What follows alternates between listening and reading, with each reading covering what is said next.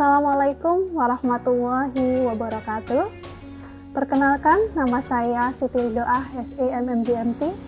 Saya adalah dosen di jurusan Manajemen Fakultas Ekonomi Universitas Negeri Semarang. Pada kesempatan kali ini, saya akan memberikan pernyataan deskripsi diri unjuk kerja Tridharma Perguruan Tinggi atau PDD UKT-PT unsur pengajaran dalam rangka memenuhi persyaratan sertifikasi dosen tahun 2023. Di sini saya akan menjelaskan terkait mata kuliah yang saya ampu, yaitu mata kuliah Manajemen Keuangan. Hal-hal yang akan saya sampaikan ada 3 hal utama, yaitu delivery atau terkait penyampaian materi, interaction atau interaksi dosen dan mahasiswa, serta assessment atau penilaian mahasiswa untuk mata kuliah Manajemen Keuangan. Terkait dengan delivery, saya akan menyampaikan terkait deskripsi mata kuliah, kemudian kemampuan yang diharapkan, lalu materi pembelajaran. Selanjutnya saya juga akan menjelaskan terkait dengan sistem pembelajaran atau mode perkuliahan, lalu juga terkait dengan metode pembelajaran. Selanjutnya interaction, di sini saya akan menjelaskan interaksi antara dosen dan mahasiswa. Untuk asesmen saya akan menjelaskan terkait sistem penilaian mata kuliah Manajemen Keuangan. Hal pertama yang akan saya jelaskan yaitu deskripsi mata kuliah. Manajemen Keuangan membahas terkait perencanaan, pengorganisasian, pengarahan dan pengendalian kegiatan keuangan seperti pengadaan dan pemanfaatan dana perusahaan. Ini berarti di manajemen keuangan menerapkan prinsip-prinsip manajemen umum untuk sumber daya keuangan perusahaan.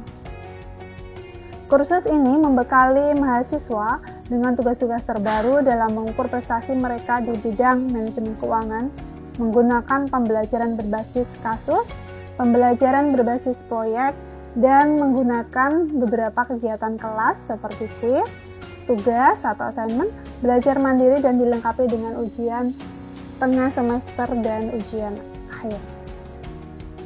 Kemudian, kemampuan yang diharapkan setelah mahasiswa mempelajari mata kuliah Manajemen Keuangan adalah mahasiswa mampu memberikan petunjuk dalam memilih berbagai alternatif solusi pengambilan keputusan, khususnya dalam hal pengambilan keputusan pendanaan, keputusan investasi, dan pengelolaan aset perusahaan atau bidang manajemen keuangan.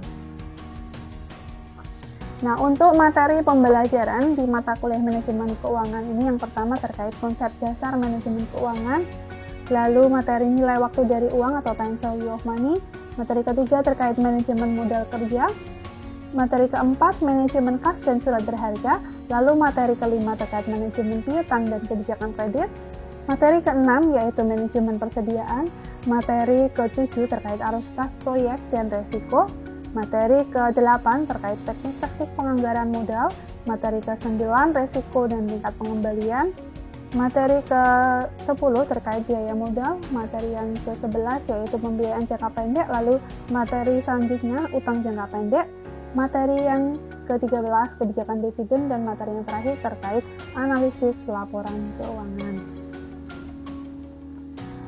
Selanjutnya saya akan menjelaskan terkait sistem pembelajaran atau mode pembelajaran dalam mata kuliah ini. Ada 2 mode pembelajaran yang saya gunakan, yaitu sinkronus dan asinkronus. Sinkronus di sini adalah tatap muka atau tatap maya, tapi untuk semester ini mata kuliah Manajemen Keuangan secara sinkronus dilakukan secara tatap muka. Kemudian tatap maya juga bisa dilakukan biasanya melalui Zoom. Untuk selanjutnya mode pembelajaran asinkronus. Di sini saya menggunakan e-learning yang dikembangkan oleh UNES yaitu Elena. Jadi menggunakan blended learning ya antara sinkronus dan asinkronus. Di dalam Elena biasanya saya menguploadkan materi ya yang akan saya sampaikan. Jadi materi sudah saya uploadkan dari pertemuan pertama sampai dengan pertemuan terakhir. Di sana juga saya uploadkan video pembelajaran sehingga mahasiswa bisa mempelajari materi terlebih dahulu sebelum pertemuan tatap muka di kelas. Di dalam Elena saya juga menyediakan forum diskusi ya. Forum diskusi di sini terkait dengan materi, mahasiswa bisa memberikan tanggapan dan saling aktif menanggapi terkait isu atau permasalahan yang ada di forum diskusi. Kemudian juga ada assignment ya di Elena yang bisa dikerjakan oleh mahasiswa dan diuploadkan di Elena. Karena mata kuliah ini adalah mata kuliah kuantitatif sehingga banyak latihan. Kemudian terkait dengan metode pembelajaran, ada beberapa metode pembelajaran yang saya gunakan, ada beberapa variasi diantaranya ceramah, diskusi, studi kasus, metode jigsaw, dan metode tugas proyek. Ya. Jadi tergantung dengan materi yang saya sampaikan sehingga tiap minggu bisa jadi berbeda metode yang saya gunakan. Nah, di dalam pembelajaran mata kuliah manajemen keuangan seperti biasanya di pertemuan minggu pertama diawali dengan kontrak perkuliahan. Di dalam kontrak perkuliahan disampaikan terkait RPS atau rencana pembelajaran dalam satu semester, termasuk juga dijelaskan buku referensi yang digunakan. Nah, untuk mata kuliah manajemen keuangan ini kami menggunakan buku referensi yang saya kembangkan bersama tim. Di sini juga selain materi juga latihan soal juga tersedia sehingga bisa digunakan oleh mahasiswa. Kemudian di dalam kontrak perkuliahan juga disampaikan terkait dengan penilaian ya dan hal-hal yang terkait dengan perkuliahan. Hal selanjutnya yang akan saya sampaikan yaitu interaction atau interaksi antara dosen dan mahasiswa. Di perkuliahan ada dua tipe interaksi, yaitu interaksi secara langsung antara dosen dan mahasiswa di dalam kelas ya, di dalam tatap muka, dan interaksi secara tidak langsung atau asinkronus. Karena di sini saya menggunakan e-learning atau Elena ya, sehingga di situ saya menyediakan forum diskusi, mahasiswa bisa berinteraksi antar mahasiswa atau dosen dengan mahasiswa melalui forum diskusi ya, yang bisa memberikan masukan. Di situ juga sebagai penilaian keaktifan mahasiswa. Kemudian diskusi di kelas juga saya dorong karena keaktifan menjadi penilaian juga di dalam mata kuliah ini. Selanjutnya saya menyampaikan terkait dengan assessment atau sistem penilaian mata kuliah. Setidaknya ada 6 fokus utama ya yang saya gunakan dalam penilaian. Yang pertama yaitu aktivitas partisipatif, yang kedua terkait proyek ya, tugas proyek, yang ketiga tugas mandiri, yang keempat yang kami nilai adalah kuis. Penilaian selanjutnya terkait ujian tengah semester dan yang terakhir ujian akhir semester. Sehingga kami menilai dari proses tidak hanya hasil di UTS dan UAS. Untuk bobotnya, untuk aktivitas partisipatif atau aktif diskusi di kelas itu dan di forum diskusi itu 25%. Kemudian hasil proyek ya, jadi team based project, tugas kelompok ya terkait mata kuliah yaitu 25%, kemudian tugas mandiri 10%. Kemudian untuk kuis bobot penilaiannya adalah 5%, lalu ujian tengah semester ada 15% dan ujian akhir semester adalah 20% bobotnya. Sehingga di dalam penilaian harapannya bisa memberikan penilaian menyeluruh dari input proses sampai dengan output ya di ujian akhir semester. Demikian yang bisa saya sampaikan terkait dengan pernyataan deskripsi diri, unjuk kerja Tridharma Perguruan Tinggi untuk unsur pengajaran. Terima kasih atas perhatiannya. Wassalamualaikum warahmatullahi wabarakatuh. Assalamualaikum warahmatullahi wabarakatuh. Selamat pagi semuanya. Ya, gimana kabarnya pagi ini? Baik, sehat ya. Puasa masih jalan ya? Ya, semoga tetap semangat di bulan Ramadan ini. Baik, hari ini kita masuk minggu ke 10. Wah, hafal ya, minggu ke 10 ya, untuk mata kuliah. Ada cuma keuangan, jangan sampai keliru ya. Sudah benar di kelas ini keuangan semua ya. Baik, terima kasih. Ini minggu ke 10 ya. Untuk hari ini nanti kita akan ada materi baru terkait dengan biaya modal.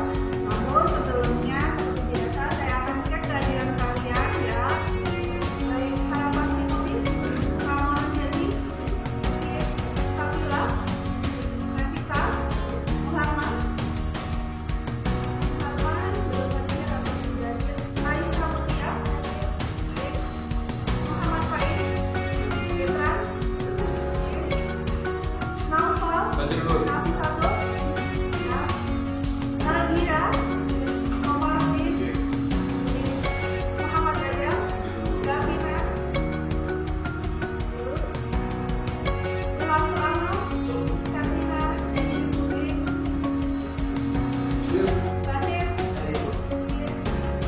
Farha, Mo, Ijo, Raka, Saka, Irfan, Risa, Muhammad Al-Zikran, Yata, Alisa, Alena, Faruk, Febri, Putri, Rizwayu, Nanda. Nah, biaya modal ini sudah saya uploadkan ya terkait materi PPT sama video. Sebelumnya sudah dilihat belum atau dibaca-baca terlebih dahulu? Ya. Oke. Nah, sebelum masuk ke sini, minggu sebelumnya, minggu lalu tambahan tentang teknik penganggaran modal ya. Ada beberapa teknik dulu pernah disampaikan karena nanti ada kaitannya dengan ini ya. Ada PP, apa itu PP? Kriteria. Lalu apa lagi? Ada yang mau mereview? PPI, Profitability Index ya, Profitability Index ya. Oke. Itu kemarin sudah keluar waktu UTS ya, nanti dibuka-buka lagi ya, karena materi dari ini nanti juga sedikit kaitannya dengan materi sebelumnya ya. Baik, saya gunakan pokoknya terlebih dahulu.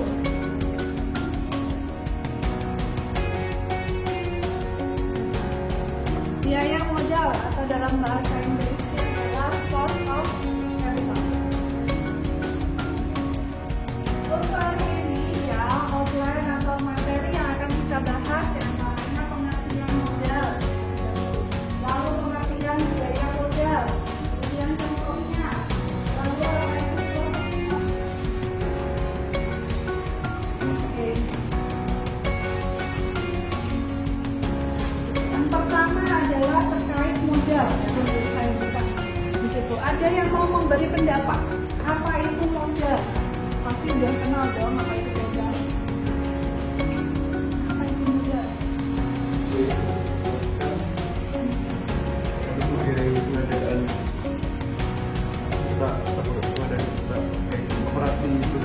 Operasi perusahaan ya. Biaya untuk operasional perusahaan. Oke, bisa. Ada lain yang mau memberi pendapatnya?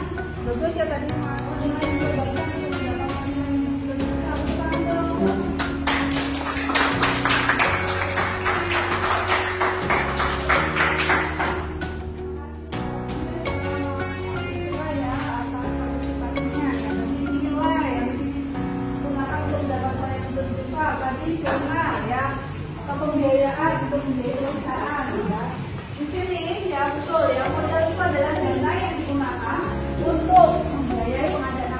dan operasional perusahaan. Jadi untuk beroperasi perusahaan itu butuh dana. Nah, itulah yang dimaksud. Nah, kita harus bicara dari sisi perusahaan, ya. Maka kalau di perusahaan modal itu lihatnya kalau di mana di baca nih.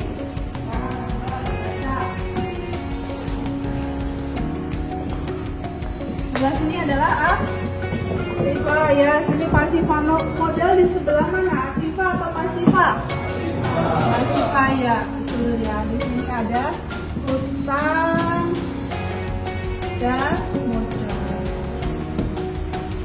Nah, hutang dan modal. Tapi sebelum di breakdown ya, yang modal pemegang saham preferred termasuk di modal juga ya, kemudian modal saham biasa.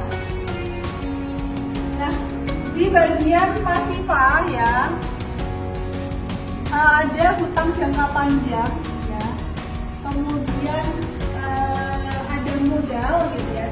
Kalau kita memberikan satu perusahaan, jadi kalau misalkan kalian punya sahamnya sudah muncul, berarti kalian juga sebagai pemilik. Jadi kan yang sudah punya saham atau obligasi, betul. Nah, nanti bisa belajar investasi gitu ya. Dia nanti bisa pelajari baru saham biasa dan laba ditahan. Ada yang tahu bedanya saham preferred dengan saham biasa? Ayo, tunjuk jari. Silakan. Ya, Pak Ingrid. Saham biasa itu nanti apa tuh pengembalian dananya atau dividennya itu sesuai sama besar laba yang lagi perusahaan. Kalau misalkan banyak ya banyak, kalau misalkan sedikit kan sedikit. Kalau saham preferred itu bunganya tetap, jadi kayak dividennya tetap. Oke, ada yang mau nambahin? Ya, tepuk tangan dulu buat Pak Ingrid. Usaha menjawab. Ada yang lain? Oke, baik. Kita akan segera mulai. Saya akan mulai ya. 1, 2, 3. Bisa tetap bisa guys sampai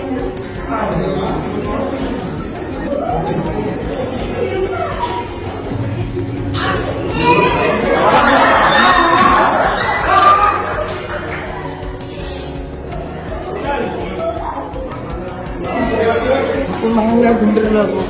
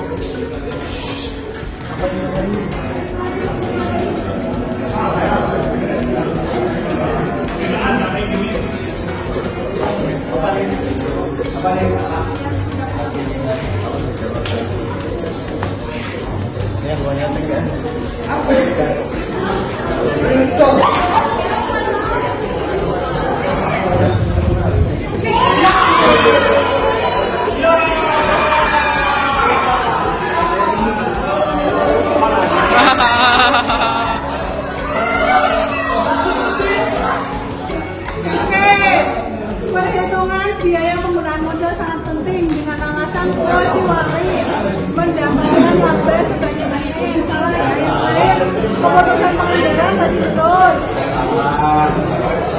Memaksimalkan pekerjaan betul. Ayo, pertanyaan selanjutnya tetap fokus.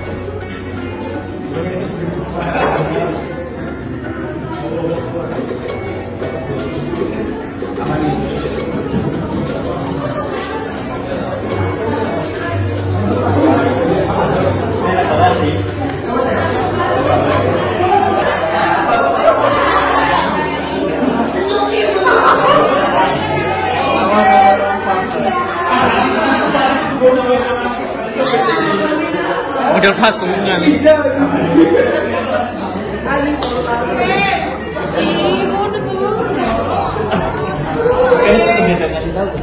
Biaya modal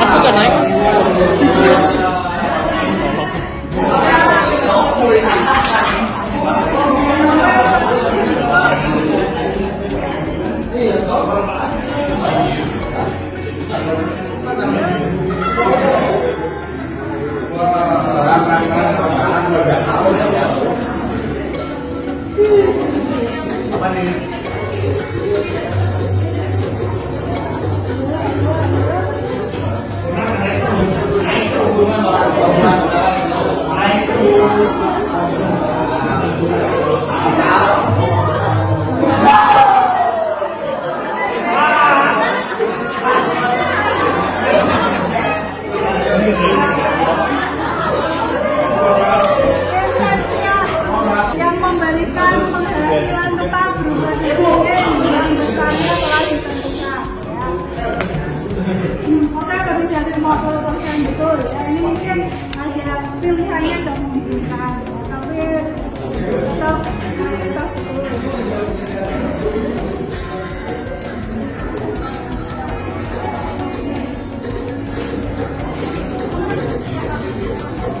Ya, cukup tricky pertanyaannya.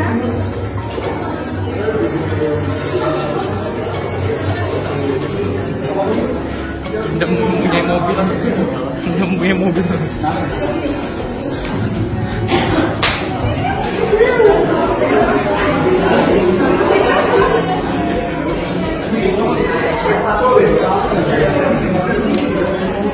Masih ingat?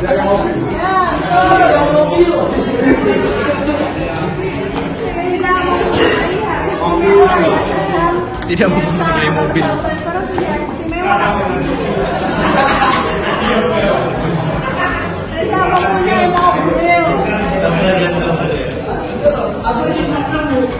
Ya apa nih?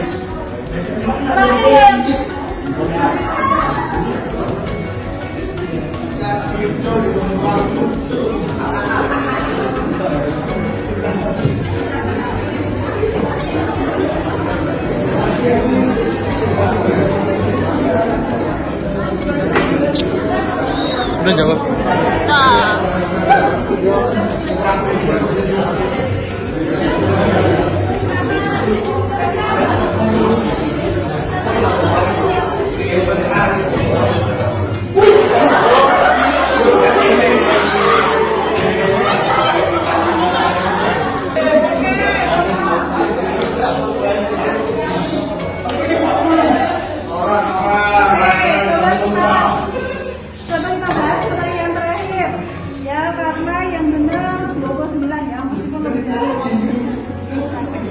Pernyataan berikut yang benar adalah apa pernyataannya ini? Bila weighted average cost of capital kurang dari rate of return, ya rencana investasi diterima. Berarti return atau pengembaliannya lebih besar dari biaya modalnya. Investasi diterima. Nah, jadi bisa kalian balik, balik saja rekan-rekan bisa biaya modal.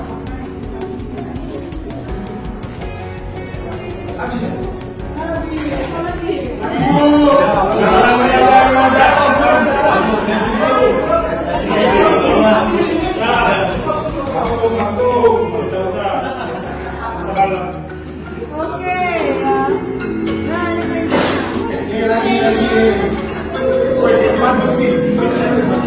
selamat kepada Sistensia yang mana Sistensia.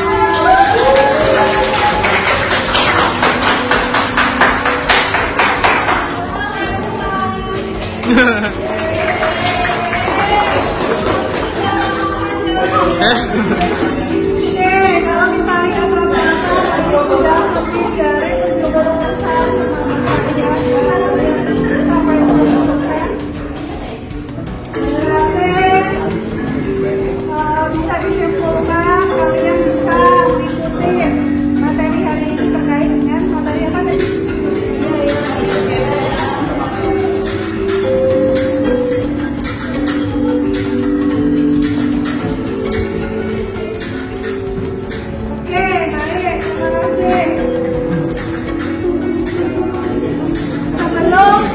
Untuk perkuliahan hari ini ya, adakah lagi yang ingin disampaikan?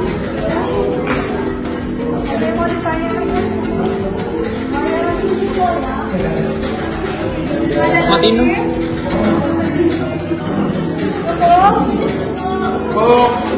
Baik. Materi yang sudah saya uploadkan di Elena beserta video pembelajarannya ya bisa kalian putar lagi. Dan forum diskusi. Jika ternyata dalam mempelajari ada pertanyaan yang mau didiskusikan, silakan sehingga kalian bisa belajar terlebih dahulu sebelum masuk ke kelas.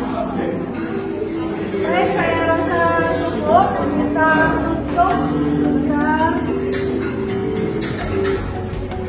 Oke, kita tutup perkuliahan hari ini dengan berdoa terlebih dahulu. Berdoa terlebih dahulu.